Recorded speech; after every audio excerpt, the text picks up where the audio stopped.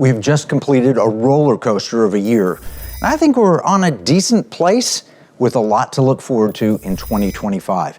In the spirit of the holidays and in keeping with our bad, good, beautiful format, let's dive into the key issues in the style of Charles Dickens. It's like getting visited by the ghosts of 2024 past, present, and future, or something like that. There are 3 segments to the show, so we'll use one for each topic. The bad, aka the ghost of Christmas past. You could also say this is the naughty list of problems worthy of coal in the stocking. Stay tuned because we will absolutely get to the good and the beautiful. But we can't do a fair review of 2024 without a review of some of the serious threats that we covered. Let's start with the obvious political threats. I don't know a better way to describe them than as full-on Marxism and Marxist propaganda. There's been an obvious war on truth. Remember when they told us that President Biden was the sharpest he's ever been? Well, they lied. Here's what MSNBC's Joe Scarborough said about Biden in March, according to the Washington Examiner. Scarborough said he had spent a couple of hours with Biden, sitting, talking, going around the world as far as talking issues, talking the economy, talking inflation, talking. After those discussions, Scarborough came to believe that Biden might misplace a word here or there, but is in fact really sharp. I undersold him when I said he was cogent, Scarborough said. He's far beyond cogent. In fact, he's better than he's ever been intellectually, analytically. Of course he was lying. When we had the debates and his performance was so terrible that Americans wondered, what else have they been lying to us about? The amazing thing is that the Dems still tried to gaslight us even after an official special counsel report that refused to bring charges against Biden over mishandling classified material. Not because he was innocent, but because he was unfit. Reading from NBC News, February 8th. Special counsel Robert Hur's portrait of a man who couldn't remember when he served as Barack Obama's vice president or the year when his beloved son Beau died dealt a blow to Biden's argument that he's still sharp and fit enough to serve another 4-year term. It got so bad that George Clooney had to step in and tell Biden to step down, presumably under orders from Obama and Nancy Pelosi. Even Saturday Night Live felt free to pile on and make fun of a Democrat president. You know it's bad when they turn Dana Carvey loose in mocking a liberal icon. The gaslighting intensified with the media's fawning over VP Harris just weeks after mocking her as the least popular vice president in history. Suddenly she was competent, poised, brilliant, and beloved. Her campaign was brat and full of joy, and she was leading in the polls even though her own internal polling said that was never true. She had $1 billion to spend and a few months to snow us, and she spent the money. Legitimate questions were raised. Did Oprah endorse her, or did she make a business deal to earn a cool $1 million for her Harpo Productions? Let's quote USA Today from December 7th. As Democrats reel over how Vice President Kamala Harris's losing campaign spent more than $1 billion, a new campaign finance report confirms that the Democrat presidential nominee's campaign paid Oprah Winfrey's production company $1 million. The records put an end to a months-long controversy over whether Winfrey was paid for endorsing the former Democratic presidential nominee. We heard so many falsehoods and saw so many deceptions that it would take the whole show to cover them all. But remember this one, Biden won't pardon his son if he's convicted on federal charges, White House says. Anyone with a brain knew he was lying, but you weren't allowed to say that out loud. The Justice Department was weaponized to support the Democrats and punish Republicans. Joe Biden wouldn't be prosecuted, but Donald Trump was for similar sounding crimes of mishandling classified material. Hunter Biden was obviously guilty and convicted of multiple crimes, including gun charges and tax evasion. And if you saw the laptop, they told us it was Russian disinformation. But you know, it's much worse than that. And yet, Melania and Barron Trump, guilty of nothing that I know of, were debanked. Debanking is something we covered in detail on this program, even when the traditional media told you it wasn't real. That's just the tip of the iceberg in terms of gaslighting. And it's one of many bad things on the naughty list from the ghost of 2024 past. We're just now learning how our financial system was weaponized to spy on ordinary Americans. We told you this was happening, but until recently, we were labeled conspiracy theorists. But lo and behold, we were right all along. According to Fox News, December 6th, it says feds using banks to surveil Americans' financial data without warrants. House Judiciary says. They said federal law enforcement has been manipulating the suspicious activity report system to gain access to Americans' financial information without warrants, without probable cause. You know what? They've been spying on us, particularly if you're a Trump supporter or you go against the liberal narrative. They talk about the documents in federal law enforcement hands that prove it. All right, these are lumps of coal all around. It's abominable and explains why you should fear central bank digital currency that would go far beyond surveillance. It really would give the government the power of control. Likewise, we just covered the evil Corporate Transparency Act, where the government was forcing small businesses to register all their details. And there's the great taking. We covered this with David Webb in episode 288 back in April. The bad here is the government or corporations may have created loopholes and laws where they can confiscate your stuff in a financial crisis. Beyond the domestic Marxist threat of 2024, we have the out-of-control spending and debt. By the way, the Biden administration is racing to spend as much money as possible before leaving office, as reported in Washington Times on December 9th. And of course, this brings up overall debt. We've dealt with this a lot and really dove into it in our 300th episode that aired in July, and also before that, episode 289, The Fate of Empires. That aired in April. Our debt problem now exceeds $36.2 trillion, and it's up more than $3 trillion just from a year ago. We're adding $1 trillion to our debt every 3 to 4 months. That's totally unsustainable. Just for perspective, we're adding debt more than all of our personal income taxes collected in a year. Now, we can't blame this on Biden long, but it is a massive lump of coal in our stocking that must be dealt with. Finally, on the bad side, we have a very unstable world situation. There are threats in Ukraine, in Syria, the Middle East, and Korea, and also potentially Taiwan. Rarely in modern times have we been this close to a third world war. And even without open fighting, we've learned that the Chinese continue to wage unrestricted warfare, including hacking our phones. Yes, our phones. In a briefing from the FBI and Homeland Security, cyber officials told us that the Chinese were stealing large amounts of data. They were targeting people. It's the worst telecom hack in United States history. They've been in our system since at least 2023. That was from Senator Mark Warner, the chairman of the Senate Intelligence Committee. Wow, we're talking millions of people that have been at risk. Overall, we're ending 2024 with some real warnings, and we got some real problems. The middle class is feeling the pain with grocery prices, and they've been holding on to their cars a lot longer than ever before. So, the average American household balance on credit cards, $10,757, an absolute record level. No doubt that 2024 has had its naughty moments, but stay tuned. There are some nice things as well, which we will discuss after our break. In uncertain times, finding stability in the economy can feel challenging. But what if you could navigate economic volatility while honoring your biblical values? At Timothy Plan, they believe this balance is possible. Timothy Plan filters its volatility-weighted ETFs and family of mutual funds through a biblical pro-life and pro-family lens, so you can see competitive returns and moral responsibility, helping you to weather the economic storms. With Timothy Plan, align your investments with your values while adapting to our ever-changing culture. Since 1994, Timothy Plan has been recognized leader in biblically responsible investing. Timothy Plan, your bridge between faith, finances, and the future.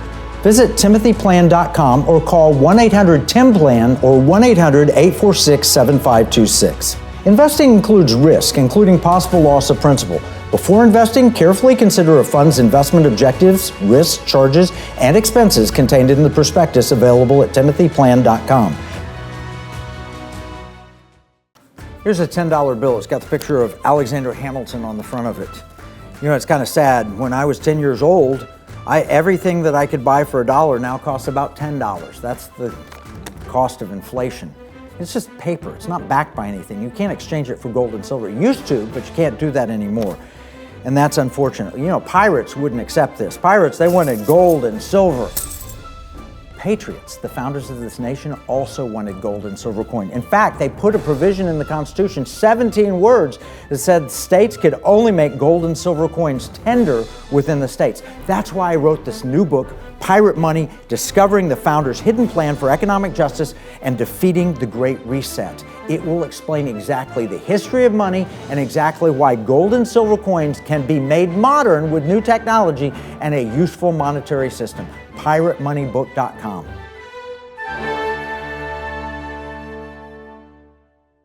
We just covered the naughty list, and that was like dealing with the ghosts of 2024 past. But the year ended better than it started, and we have some nice things on the list. Consider this the ghost of Christmas present.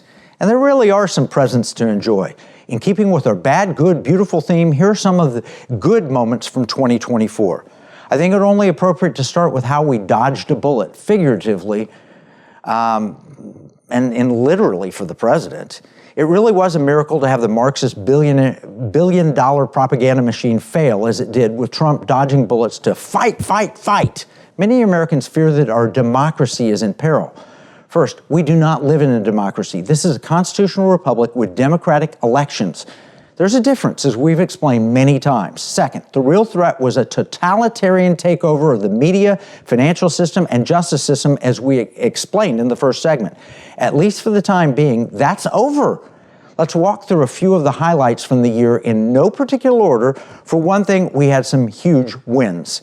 We talked about natural asset companies, a scam where the public would pay landowners to keep their land from being productive. We covered that in January, episode 275, and you, our audience, helped defeat it in a week via public pressure. What's exciting is that we worked with a great team to get this win, including supporting the leader, Treasurer Marlo Oaks of Utah, and State Representative Ken Ivory, along with Frank Gaffney and others. Likewise, we got a reprieve on the World Health Organization's plan to control every aspect of your life by declaring health emergencies. We've covered this in multiple shows, but reported the reprieve in May's episode 291. The fight is not over, but we won a battle, and now we will have the Trump administration on our side. A third big win has been watching DEI begin to die.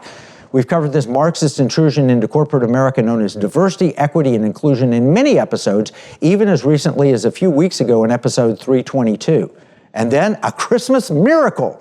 Walmart abandoned DEI in favor of promoting the most qualified and best workers rather than obvious racism. Walmart rolls back the DEI programs. That's in CNN. We also had some big wins in regard to free speech on the internet when Elon Musk bought Twitter and transformed it to X. And over the year, free speech opened up. We've been educating Americans about CBDC, where Trump has promised to stop it if elected. That was covered in Whistleblower episode 309. And we've stopped threats to our liberty, security, and values from Kamala Harris, who would have been bad for all three. We covered that in episode 313, 314, and 315. There are major issues that we tackle with education, information, and motivation. Economic battle plans that we produced give you action steps. You can get copies of these. Just sign up at economicwarroom.com and you'll have the action step. How do we fight and win these battles? We've been taking part in national movements. We've been representing you to protect all of us. The fight's not over. I know that. But we must celebrate the good, the wins that we've been getting. And that's on behalf of you. This is the good segment, and we have to give the glory to God Almighty because we represent you. My wife and I were invited with a small group of leaders to pray just a few weeks ago for then former President Trump and also future President Trump now at an event hosted by a few of our friends, including Charlie Kirk and Dr. Ben Carson. You can see me in this picture straight back from President Trump with the glasses and the gray hair. I've been with Donald Trump a dozen times over the past 8 years. He was the humblest I've ever seen him be, but he was still genuinely passionate about saving America. And it's a win for all of us that so many of our friends will be working in the new administration. Those are good things. Some of the other good things from 2024, well, we advanced our pirate money efforts. We made it in the top 10 priorities at the Texas Republican Convention in the summer. And our key supporters for our legislation in Texas, they won re-election. And that's true across the country. Mike Murphy in Kansas, for example, he won his battle. Ken Ivory in Utah, and so many others. We had a Senate study hearing in Oklahoma. That was hosted by our Senate friend there, Senator Bullard. And we got in there, we got to attend, I attended, Mike Carter attended, Jason Cousins from Glenn, and we made the case for transactional gold and silver, and I think they heard us. Treasurer Marlo Oaks got a $120 million rainy day fund to put into gold, plus a formal study.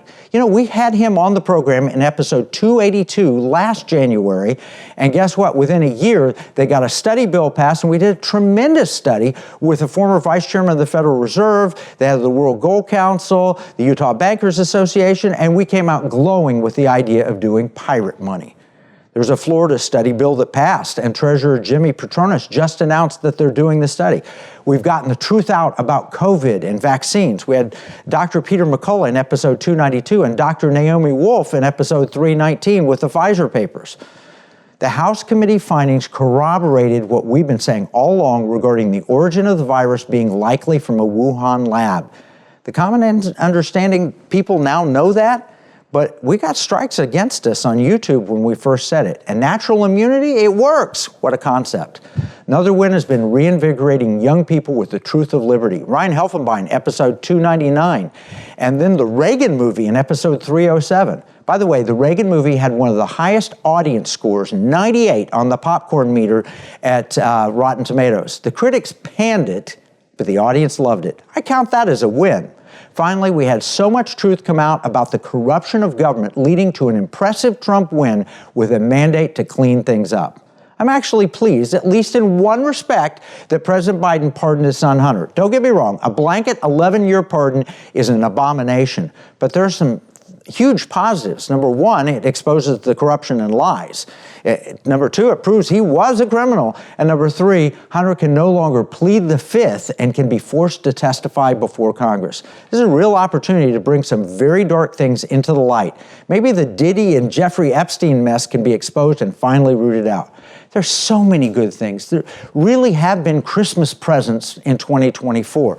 Here's an example. We've got with Trump's victory, America's long national nightmare is over. I just want to read from the American Greatness here. It says, these words could not be more appropriate to describe what President Donald Trump's victory means for the United States and the world. On January 2025, our long national nightmare will indeed be over. We will no longer have a president in serious cognitive decline bordering on senility, who was never in charge of running the country and allowed his puppet masters to turn the greatest nation in the world in a Bernie Sanders-esque socialist hellscape, with our borders thrown wide open, our energy supply vastly diminished, our tax dollars spent on Ukraine and Green New Deal boondoggles, our once mighty military wokeified and weakened with recruitments dropping like flies, thanks to Lloyd Austin, our once mighty arsenal of aircraft and ships depleted, and our Justice Department corrupted and weaponized against the left's political opponents. We've got some huge positives. All of the national nightmare, the bad things, ghosts of Christmas past, they're gone. We have some good things at work. And you know what? That's going to turn into some beautiful. We need to take a break. We'll come right back with the beautiful. Oh, hi, I'm Kevin Sword, and I'm here to tell you about coffee. Well, not really, but I'm going to use coffee to illustrate my point. Here we have several different coffees, each with its own unique characteristics. First, we have instant coffee. This coffee pretends to be coffee, but it's not really coffee at all. It's a fraud. Plus, it tastes terrible. I'm out. Next, we have woke coffee. Their coffee actually tastes pretty good, until you find out that when you drink it, you have to admit that you've oppressed other coffees in the past. Insanity, I'm out. Next, we have Big Tech Coffee. Now, these guys used to encourage folks to share with others what they thought about their coffee. But now, if you say you don't like Big Tech Coffee, they'll take away your coffee pot. I'm out. This brings us to Patriot Mobile Coffee, right? This is one big cup of truth and freedom. There's no fraud here. Patriot Mobile is America's real Christian conservative wireless provider. Patriot Mobile gives back millions of dollars every year to organizations that are on the front lines fighting for our freedoms. Patriot Mobile offers the best nationwide 4G and 5G coverage on the same networks as the other major carriers. So you'll get the same great coverage, along with 100% US-based customer support, while knowing you are supporting a company that shares your conservative values. Switch to Patriot Mobile today by visiting patriotmobile.com or call 972-PATRIOT. What are the beautiful things for 2024? There are a lot of them. Let's start with the renewal of hope. Things look pretty dire at times the past 4 years. We saw clear evidence of election issues in 2020. We covered it in detail and were nearly deplatformed over it by YouTube and social media. And yet, the American people saw through all the propaganda and voted MAGA, Make America Great Again, and hope, despite the fake Nazi claims. And it was young Americans, Black Americans, Hispanic Americans that made the difference. Liberty was on the ballot. They said democracy was on the ballot, but that was a shell game to con Americans into voting for Marxism. Good news? They didn't. In 2024, we saw the return of religious liberty. That's a beautiful thing. My friend Coach Kennedy won his case, so coaches can pray again, even in public. Can you imagine that? You have a free speech right to pray out to God. And small businesses, they're regaining confidence. That's a beautiful thing. We saw optimism jump in the first Trump term. It then collapsed with COVID and continued that drop during Biden. Well, it's jumped higher again, as shown in the chart from the National Federation of Independent Business, NFIB, which is the representative of small business. Economists call this the Trump effect. And you can see it in the chart. You see the one jump right when he was elected in 2017, and then you see another jump right after he was elected this past year. The next beautiful could come in the form of DOGE, the Department of Government Efficiency. Headed by Elon Musk and Vivek Ramaswamy, this holds huge promise for reforming our government. People have lost control of government. Woke nonsense, wasteful spending, government grown much faster than inflation. Look, we're going to have more about the impact of DOGE next week because Elon Musk and Vivek Ramaswamy are tremendous guys, and they're going to do a great job. They'll do a beautiful job. Another beautiful will be that we have a country again. If there are no borders, there is no country. More about the impact of a real border on our economy we'll cover next week when we talk about looking forward to 2025. People will be proud of America again, a shining city on a hill if we do not lose heart. Finally, in the beautiful comment, we have many new friends. Over the years, we've built great relationships with amazing people and true leaders like Ben Carson, Alan West, Michelle Bachmann, David Barton, Rick Green, Bill Federer. We deepened those relationships this year, spending time with each of them, and fabulous people. Beyond that, we met and built new relationships with notables such as Dr. Naomi Wolf. Who'd have thought we'd be friends? She was a liberal icon a decade ago, and now she's a spokesperson for truth. And you know, she's not on our side and everything, but she's a friend, and she's listening, and we're working with her, and we're learning from her. Dr. Peter McCullough, one of the brilliant COVID doctors, Eric Metaxas, G. Edward Griffin. He's the guy that wrote The Creature from Jekyll Island. He was a hero of mine when he first wrote it. I've read it for years, and now I got to meet him and interview him. Lara Logan, John Voight, the actor. I mean, these are tremendous people that we built friendships with. And we've gotten connected to groups like American Jewish Conservatives. And I've had the opportunity to speak in dozens of places across the nation and meet real people, and they are beautiful. The beautiful faces of patriot-loving Americans, the people that are on this program that you watch. I love meeting you when I get out and travel. And we launched a weekly show on American Family Radio. This is terrestrial radio. It's a network with stations in over 200 communities. And the program airs on Saturday mornings at 10 a.m. Central. And I've had some amazing co-hosts, including the amazing Mike Carter and my wonderful wife, Marnie. We've already aired 37 weekly episodes covering important topics from a biblical perspective. You can learn more about this at piratemoneyradio.com. Overall, it's been an amazing year. Lots of ups and downs, but ending better than we started in so many ways. We did lose a few loved ones along the way. Last year at this time, I lost my dad and my father-in-law both during the holidays. The beautiful thing here is that they were both believers in Jesus, so I'm confident we will be meeting again in heaven. All right, I started this Trump's victory, America's long national nightmare over at the last, and I talked about the good things that happened, that we've avoided. Let me read a little bit further on it. It says, on January 20th, 2025, we will no longer have a president who enters his REM cycle soon after sundown while our enemies in Iran, China, Russia, and North Korea plot their next destructive moves, knowing full well what the Ivy League morons in charge of our national security won't do a damn thing in way of deterrence. Here's the thing. The beautiful thing is that President he's not a war hawk. He's going to get in and he's going to negotiate We're already seeing some progress in the Middle East. We're already seeing some progress in Ukraine where people are beginning to talk peace again. And I think President Trump, the art of the deal guy, is going to do quite a good job at making deals that bring peace. Peace on earth. Is that not a beautiful thing? I hope a year from now when we're at Christmas, we don't have the brink of World War III happening. I got to tell you, though, right now you look Taiwan, that's a risk. You look Korea, where South Korea, they've had this issue with martial law and so forth. You look at France, where the government was just really no confidence. You look at Ukraine. You look at the lives lost in Russia. It's not beautiful. War is not a beautiful thing. I disagree with anyone who thinks that. Peace is a beautiful thing, but not peace without standing up for yourself, not the kind of peace that you achieve by just merely acquiescing and surrendering territory. Peace through strength. And I think we're going to have that. I think we're already started there. All right, let me keep going on here. On January 20th, 2025, our adversaries will once again fear us and will be put on notice should they fail to comply with the world's greatest superpower, as Trump brilliantly laid out on Truth Social. He said, everybody's talking about the hostages who are being held so violently, inhumanely, and against the will of the entire world in the Middle East. But it's all talk and no action.